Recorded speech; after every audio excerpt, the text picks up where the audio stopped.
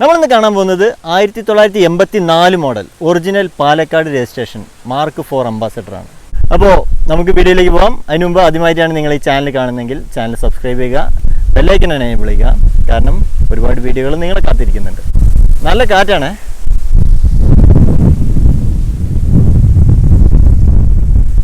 അപ്പോൾ ആദ്യം നമുക്ക് പ്രണവിനെ പരിചയപ്പെടാം. ഹായ് ഫ്രണ്ട്സ്, എൻ്റെ പേര് പ്രണവ് എന്നാണ്. പാലക്കാടാണ് വീട്. ഇത് എൻ്റെ 84 മോഡൽ മാർക്ക് 4 അംബാസഡറാണ്. വർഷങ്ങൾക്ക് മുമ്പ് ഇവിടെ പാലക്കാട് ഫസ്റ്റ് ഓണറിൻ്റെ നമ്മുടെ വീട്ടിനടുത്തുള്ളൊരു ഓണർ എടുത്തതാണ്. അപ്പോൾ അതിനുശേഷം നമ്മളത് മേടിച്ചു. പിന്നെ ഇതാ കുറേ അച്ഛനായിരുന്നു ഉപയോഗിച്ചുകൊണ്ടിരുന്നുണ്ടായിരുന്നു. അവരുടെ പേഴ്സണൽ യൂസിനായിട്ട് അച്ഛനായിരുന്നു കുറേ ഉപയോഗിച്ച്. ആ ഒരു സെൻറ്റിമെൻറ്റ്സും കൂടി വണ്ടിയോടുണ്ട്. പിന്നെ ഒരു കാര്യം എന്താണെന്ന് വെച്ചാൽ അന്ന് ആ ചെറുപ്രായത്തിൽ ഡ്രൈവിംഗ് കുറച്ച് പഠിച്ചതും ഈ വണ്ടി തന്നെയാണ്. അപ്പോൾ ഈ വണ്ടി ഞാൻ എടുക്കുമ്പോൾ എനിക്ക് ഫുൾ അംബാസഡർ നോവയുടെ ഒരു ലുക്കിലായിരുന്നു. ഞാനത് മൊത്തം മാറ്റി മാർക്ക് 4ലേക്ക് അതേ പഴയ റീസ്റ്റോർ ചെയ്ത് മാർക്ക് 4ലേക്ക് തന്നെ എത്തിച്ചു. അതിന് എനിക്ക് കുറേ ആംബി ഫ്രണ്ട്സിനോട് ഞാൻ താങ്ക്സ് പറയുകയാണ് ആദ്യം. അതുപോലെ തന്നെ ഇതിന് കുറച്ച് മോഡിഫിക്കേഷൻസ് ചെയ്തിട്ടുണ്ട്. അതായത് വലുതായിട്ടൊന്നും ചെയ്തിട്ടില്ല. വണ്ടിയുടെ സ്റ്റിയറിംഗ് വെച്ച് നോക്കുകയാണെങ്കിൽ അത് പഴയ ടൈപ്പല്ല, പുതിയ ടൈപ്പാണ്. പിന്നെ അതുപോലെ തന്നെ വണ്ടിയിൽ പെട്രോൾ എഞ്ചിനല്ല, പണ്ട് അംബാസഡറിന് ഇറങ്ങിയത് പെട്രോൾ എഞ്ചിൻസാണെന്ന്. പിന്നെ അത് വണ്ടി എൻഡോഴ്സ്മെൻറ്റ് കഴിഞ്ഞ് മറ്റഡോർ എഞ്ചിനിലേക്ക് മാറ്റിയെടുത്തിട്ടുണ്ട്. വണ്ടിയിൽ AC കയറ്റിയിട്ടുണ്ട്. മോഡിഫിക്കേഷൻ മാത്രം തന്നെ അധികമായിട്ട് ചെയ്തിട്ടുള്ളൂ. ബാക്കിയെല്ലാം ഔട്ടർ ബോഡിയും ബാക്കി ഡാഷ്ബോർഡും ഇൻറ്റീരിയറും എല്ലാം പഴയ മാർക്ക് 4ൻ്റെ തന്നെയാണ്.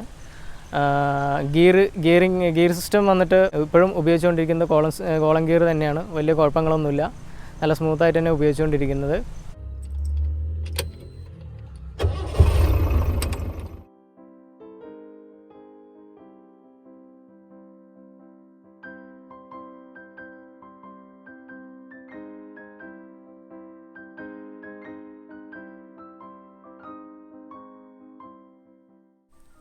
അപ്പോൾ നമുക്ക് പ്രണവിൻ്റെ വണ്ടി ഒന്ന് അടുത്ത് കാണാം. 1979 മുതൽ 1990 വരെ ഹിന്ദുസ്ഥാൻ മോട്ടോഴ്സ് ഇറക്കിയ ഒരു മോഡലാണ് മാർക്ക് 4 എന്ന് പറയുന്നത്. മാർക്ക് എന്ന ശ്രേണിയിൽ വരുന്ന ലാസ്റ്റ് വണ്ടിയാണിത്. ഇതിൻ്റെ മെയിൻ ഹൈലൈറ്റ് ഇതിൻ്റെ ഗ്രില്ലാണ്. നല്ല വീതി കൂടിയ ഒരു ഗ്രില്ലും അതിൻ്റെ സെൻട്രലായിട്ട് H എന്നൊരു എംബ്ലവും. ഇതിൻ്റെ ഹെഡ്ലൈറ്റിന് താഴെയായിട്ട് സ്ക്വയർ ടൈപ്പിൽ വരുന്ന വലിയ പാർക്ക് ലൈറ്റ്. ഇൻഡിക്കേറ്റർ വരുന്നത് ഏറ്റവും താഴെ, അതും അത്യാവശ്യം നല്ല ഒരു വീതി കൂടിയ ഇൻഡിക്കേറ്ററാണ് കൊടുത്തിരിക്കുന്നത്. KRP എന്ന് പറയുന്നത് പാലക്കാടിൻ്റെ പഴയ രജിസ്ട്രേഷൻ നമ്പറാണ്. ഈ ഒരു വണ്ടിയുടെ ബമ്പർ നോക്കുകയാണെങ്കിൽ ഒരു ബമ്പർ ഗാർഡ് വരുന്നുണ്ട്. അത് റബ്ബർ ടൈപ്പിലാണ് വരുന്നത്. ചില വാഹനങ്ങൾക്ക് ബമ്പർ ബീഡിങ്ങോട് കൂടിയും വന്നിരുന്നു. ഇതിൽ സെൻട്രലായിട്ട് അംബാസഡറിൻ്റെ മോണോഗ്രാം വരുന്നുണ്ട്. അതിന് മേലെ ഒരു ക്രോമിലൊരു പീസ് വരുന്നുണ്ട്. നമ്മൾ ഈ സൈഡിലേക്ക് നോക്കുകയാണെങ്കിൽ ടയറുകൾ ഡ്രമ്മിൽ ഒരു ചെറിയ എയർ സർക്കുലേഷന് വേണ്ടിയിട്ടുള്ള ഹോളുകൾ നമുക്കിതിൽ കാണാം. ഇതിൽ ഉപയോഗിച്ചിരിക്കുന്ന ഒരു ബ്ലാക്ക് കളറാണ്. സെൻട്രലായിട്ട് ഒരു വീൽ കപ്പും കൊടുത്തിട്ടുണ്ട്. വണ്ടിയുടെ പെയിൻറ്റ് നല്ലൊരു യുണീക്ക് കളറാണ്. ഈ ഒരു സൈഡിൽ മിറർ കൊടുത്തിട്ടുണ്ട്. ഇത് ഒക്കെ അഡീഷണൽ വന്നതാണ് മിറർ. പിന്നെ പറയത്തക്ക മാറ്റങ്ങളൊന്നും നമുക്ക് ഈ ഒരു ഭാഗങ്ങളിൽ പറയാൻ പറ്റില്ല. പിന്നെ ഫ്യൂവല് ഫില്ല് ചെയ്യുന്ന ഈ ഒരു ഭാഗം നോക്കുകയാണെങ്കിൽ അത് ഉള്ളിലേക്ക് വെച്ചിട്ടുണ്ട്. അത് നമുക്ക് പുറത്തുനിന്ന് തുറക്കാൻ കഴിയുന്ന രീതിയിലല്ല. ബാക്കിലെ ബ്രേക്ക് ലൈറ്റ് ഇൻഡിക്കേറ്ററും ഒക്കെ അസംബ്ലി വരുന്നത് മാർക്ക് 4ൻ്റെ ആ ഒരു ടൈപ്പിലാണ്. ഇതിലൊക്കെ ചെറിയ ചെറിയ മാറ്റങ്ങളാണ് വന്നിരുന്നത്. റിവേഴ്സ് ലൈറ്റ് താഴെ ബമ്പറിലാണ് കണക്ട് ചെയ്തിരിക്കുന്നത്. മാർക്ക് 4 ഒരു എംബ്ലം വരുന്നുണ്ട് ഇതിൽ. ഹിന്ദുസ്ഥാൻ മോട്ടോഴ്സ് വലിയ മാറ്റങ്ങളൊന്നും ഈ വാഹനത്തിൻ്റെ ബ്രേക്ക് ലൈറ്റിലോ റിവേഴ്സ് ലൈറ്റിലോ ഒന്നും കൊണ്ടുവന്നിട്ടില്ല. അതൊക്കെ ചെറുതായിട്ട് ഒരു മാറ്റങ്ങൾ വരുന്നല്ലാതെ ബോഡിയിലൊന്നും മാറ്റം വരുത്തിയിട്ടില്ല. ഉള്ളിലേക്ക് തുറന്ന് നോക്കുകയാണെങ്കിൽ നമുക്ക് ഈ ഒരു ഭാഗത്ത് ഇതൊരു ഒമ്നിയുടേത് വെക്കുന്നതാണ്. വണ്ടിയുടെ ആ ഡിക്കിയുടെ വെയിറ്റ് നമുക്ക് പാടെ കുറയ്ക്കാൻ അത് സഹായിക്കും. വേറെ ടെൻഷനൊന്നുമില്ല, ജസ്റ്റ് അവിടെ ഒന്ന് കണക്ട് ചെയ്യുന്നത് മാത്രം. ഇപ്പോൾ ഉള്ളിൽ നോക്കുകയാണെങ്കിൽ എല്ലാം പെയിൻ്റ് അടിച്ച് നീറ്റാക്കി വെച്ചിട്ടുണ്ട്.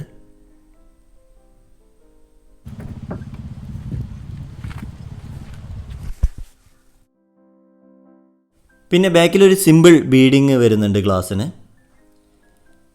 ബാക്കിലെ ഡിക്കിയുടെ ഒരു ഇഞ്ചസ് ഇതാണ്, ഒരു നീളം കൂടിയ ടൈപ്പാണ് ഇതിന് വരുന്നത്.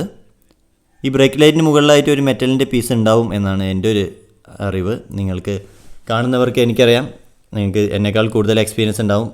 പ്ലീസ് കമൻറ്റുകളായിട്ട് അത് എഴുതാം. പിന്നെ ഈ ഒരു സൈഡിലേക്ക് പോവുകയാണെങ്കിൽ നമുക്ക് അംബാസഡറിൽ വേറെ മാറ്റങ്ങളൊന്നും നമുക്ക് ഇവിടെ കാണാൻ കഴിയില്ല. ഓൾമോസ്റ്റ് എല്ലാ വണ്ടികൾക്കും ഈ ഒരു ഷേപ്പ് തന്നെയാണ് വരുന്നത്. പിന്നെ ഇതിലിപ്പോൾ എടുത്ത് പറയേണ്ടത് നമ്മുടെ ഫ്രണ്ടിൽ വരുന്ന സൺഷെയ്ഡാണ്.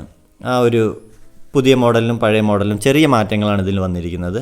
അംബാസഡറിൻ്റെ ആ വാഹനത്തിൻ്റെ ലുക്ക് തന്നെ ചേഞ്ച് ചെയ്യുന്ന ഒന്നാണത്. ഇതാണ് ഒരു ഫ്രണ്ട് വ്യൂ വരുന്നത്. അത് ആ പാലക്കാട് നിൽക്കുകയാണെങ്കിൽ വണ്ടിയുടെ വ്യൂ ഉണ്ടല്ലോ, സൂപ്പർ.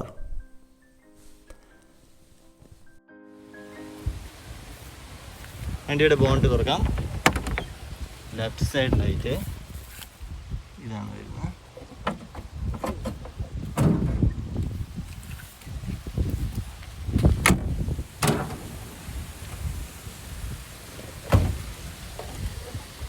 ബോണ്ട് തുറക്കുന്ന ടൈമിൽ വേറെ വാഹനങ്ങളുടെ പോലെ ടൈം എടുക്കാറില്ല. അംബാസഡറിൻ്റെ എനിക്ക് ഈസി ആയിട്ട് തുറക്കാവുന്ന ഒരു ബോണ്ടാണ്. ഈ ഒരു വാഹനത്തിൻ്റെ ഫസ്റ്റ് ഷോട്ട് കണ്ടപ്പോൾ തന്നെ ഈ എഞ്ചിൻ്റെ സൗണ്ട് നിങ്ങൾക്ക് മനസ്സിലായി കാണും, മെറ്റഡോറിൻ്റെ എഞ്ചിനാണ് എന്നുള്ളത്. ആ ഒരു പവർഫുൾ എഞ്ചിൻ്റെ സൗണ്ട് നമുക്ക് പെട്ടെന്ന് തിരിച്ചറിയാൻ കഴിയുന്ന ഒന്നാണ്. 1797 cc മെറ്റഡോറിൻ്റെ D301 E2 എന്ന് പറയുന്ന എഞ്ചിനാണ് ഇതിൽ വരുന്നത്. ഈ ഒരു എഞ്ചിൻ പ്രൊവൈഡ് ചെയ്യുന്ന ടോർക്ക് എന്ന് പറയുന്നത് 10.8 മീറ്റർ കിലോഗ്രാം അറ്റ് 2300 RPM ആണ്. Maximum power output 48 bhp at 3800 RPM. Engine ഒന്ന് സ്റ്റാർട്ട് ചെയ്ത് നോക്കാം നമുക്ക്.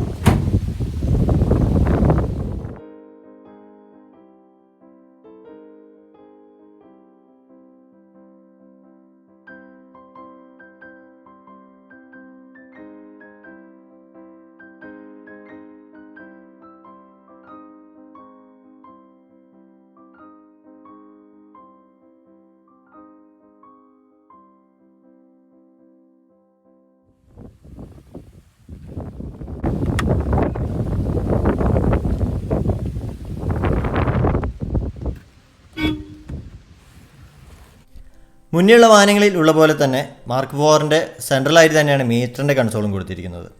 സ്പീഡോമീറ്റർ വരുന്നുണ്ട്, ഓയിൽ ഇൻഡിക്കേഷൻ, ഫ്യൂവലിൻ്റെ ഇൻഡിക്കേഷൻ, ടെമ്പറേച്ചർ, ആംബിയർ മുതലായ കാര്യങ്ങളാണ് ഇതിലും വരുന്നത്. താഴെയായിട്ട് ഒരു ലൈറ്റ് ഇൻഡിക്കേഷനും വരുന്നുണ്ട്. അതിന് താഴെയുള്ള സ്വിച്ചുകൾ നോക്കുകയാണെങ്കിൽ ഇത് വൈപ്പറിൻ്റെ ആണ് വരുന്നത്, ഇത് റിവേഴ്സ് ലൈറ്റ്. ഈ ഒരു വാഹനത്തിൻ്റെ സ്റ്റാർട്ടിങ് ഇവിടെയാണ് വരുന്നത്. ഇത് ഹെഡ്ലൈറ്റിന് വരുന്നത്, ഇത് ടോപ്പ് റൂഫിന് വരുന്നതിൻ്റെ കൺട്രോളാണ്. പിന്നെ ഇതിനെല്ലാം താഴെയായിട്ട് എ സിയുടെ വെൻറ്റുകൾ കാണാൻ കഴിയും. നമുക്ക് 3 വരുന്നുണ്ട്. ഇതാണ് എ സിയുടെ കൺട്രോൾ സ്വിച്ച് വരുന്നത്. ഡാഷ്ബോർഡിൻ്റെ 2 സൈഡിലുമായിട്ട് ചെറിയ സ്റ്റോറേജ് സ്പേസുകൾ വരുന്നുണ്ട്.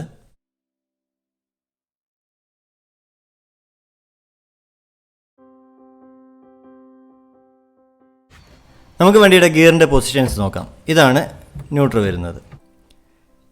ഈ കാണുന്ന ഫസ്റ്റ്, ഇത് സെക്കൻഡ്, തേർഡ്, ഫോർത്ത്. ഇതാണ് റിവേഴ്സ്, ഏറ്റവും താഴേക്കാക്കിയിട്ട് താഴേക്ക് വലിക്കുന്നു. ഇതെന്തൊക്കെയാണ്? ഇത് എസിയുടെ സ്വിച്ച്, ഇത് ഹോണിൻ്റെ ഓൺ ഓഫ് സ്വിച്ചാണ്. ഇത് എൻജിൻ സ്റ്റോപ്പ്, ഹീറ്റർ ചെക്ക്.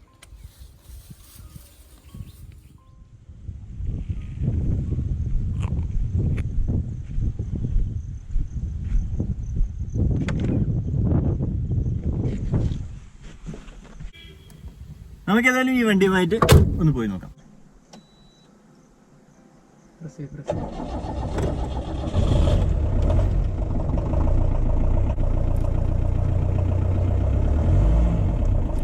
നല്ല സ്മൂത്തായിട്ട് ഷിഫ്റ്റ് ചെയ്യാൻ കഴിയുന്ന ഗിയേഴ്സാണ്.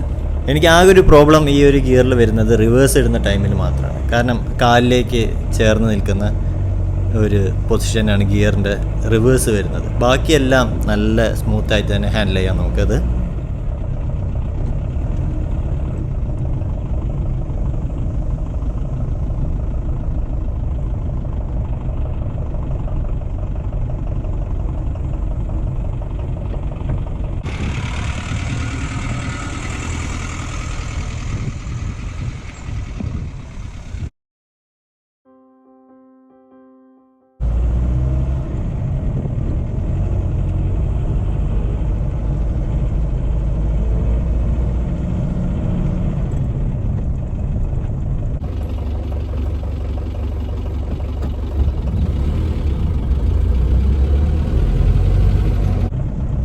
ഈ ഒരു റോഡിലൂടെ പോകുമ്പോൾ കാട്ടുകോഴികളൊക്കെയാണ് നമ്മൾ ക്രോസ് ചെയ്യുന്നത്.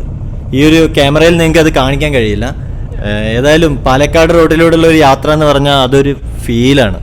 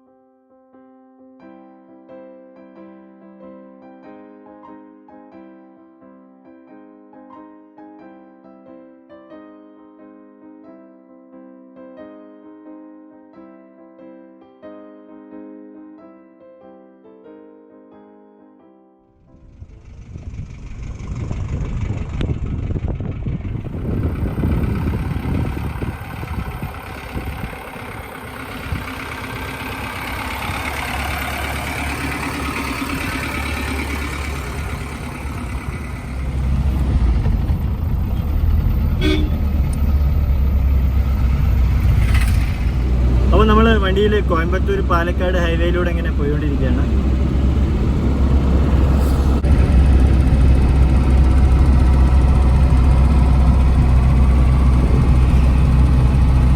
മെറ്റഡോർ എഞ്ചിൻ്റെ വേറൊരു പ്രത്യേകത എന്ന് വെച്ചാൽ കുറച്ച് എഞ്ചിൻ അങ്ങ് ചൂടായി കഴിഞ്ഞാൽ പിന്നെ ആള് ഭയങ്കര കംഫോർട്ടാണ് ഓടിച്ചുകൊണ്ട് നടക്കുന്നത്.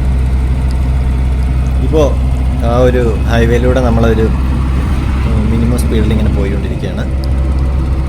എ സി എവിടുന്ന് വെച്ചാൽ എ സി നമ്മുടെ വർക്ക്ഷോപ്പിൽ തന്നെയാണ് അറേഞ്ച് ചെയ്ത് തന്നതാണ്. ഒരുപാട് കാലമായത്? ഇല്ലല്ല, എ സി വെച്ചിട്ടൊരു 3-4 മാസം തന്നെ ആയിരുന്നു. വണ്ടിയുടെ പെയിന്റിങ് കഴിഞ്ഞിട്ട് ഇപ്പോൾ എത്രയായി? പെയിൻറ്റിങ് കഴിഞ്ഞിട്ടൊരു 1 വർഷം ആവാറായി. പെയിൻറ്റിങ്ങിൻ്റെ കോസ്റ്റ് ഒരു അറൗണ്ട് 15,000 അടുത്ത് വന്നിട്ടുണ്ട്. ആദ്യം വൈറ്റ് കളറായിരുന്നു, അതിന് ചേഞ്ച് ചെയ്തിട്ടാണ് ഈ കളറിലേക്ക് മാറ്റിയത്. വണ്ടിയുടെ ഒറിജിനൽ കളറാണ് ഇത്. ഇതിൻ്റെ മുമ്പുള്ള ഓണർ പെയിൻറ്റ് ചേഞ്ച് ചെയ്തായിരുന്നു. അപ്പോൾ ഞാൻ ആ വണ്ടിയുടെ ഒറിജിനൽ കളറിലേക്ക് തന്നെ ഞാൻ ചേഞ്ച് ചെയ്തെടുത്താം.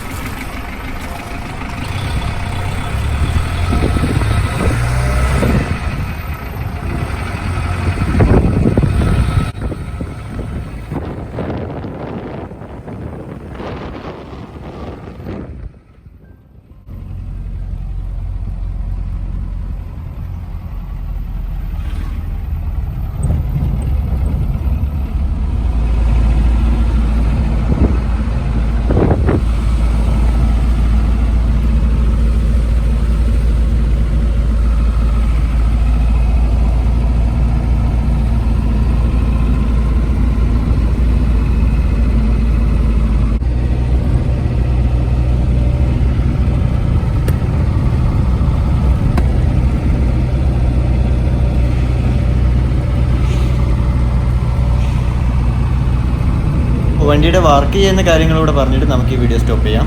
വർക്ക് ചെയ്യണത് ഇവിടെ പാലക്കാട് തന്നെയാണ്. നമ്മുടെ സ്വന്തം വർക്ക്ഷോപ്പ് തന്നെയാണ്. അച്ഛൻ്റെ സുഹൃത്തു കൂടെയാണ്, രാധാകൃഷ്ണൻ എന്ന് പറയും. പാലക്കാട് ടൗണിൽ തന്നെയാണ്. എല്ലാം ആളെന്നെ ചെയ്തു തരുന്നതാണ്.